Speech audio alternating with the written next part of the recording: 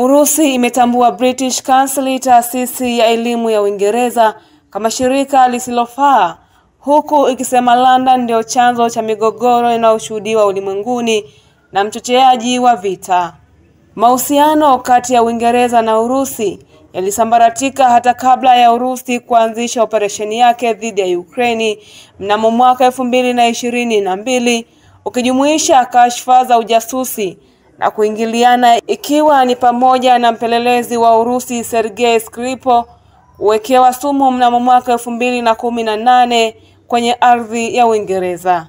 Mwendesha mashtaka mkuu wa Urusi alishutumu taasisi ya elimu ya British Council kwa kujaribu kuendeleza maslahi ya Uingereza chini ya mwongozo wa kufundisha Kiingereza na kuunga mkono harakati za LGBT ambazo Urusi imekataza na kuitaja kuwa yenye msimamo mkali.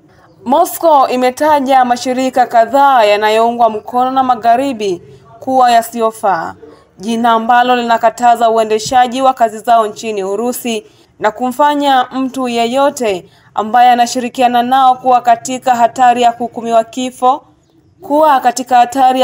kifungo cha miaka kadhaa jela.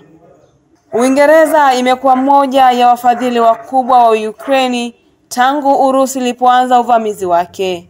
Urusi chini ya Rais Vladimir Putin kwa miaka mingi imekuwa ikichukua hatua kali dhidi ya asasi za kiraia, kuharamisha makundi wanayokinzana nayo na kuwashitaki wapinzani katika kampeni ambazo imeongezeka huku vita vya Ukraine vikiendelea. Hii ni TMC News Updates kimataifa. Mimi ni Jacqueline Masawe.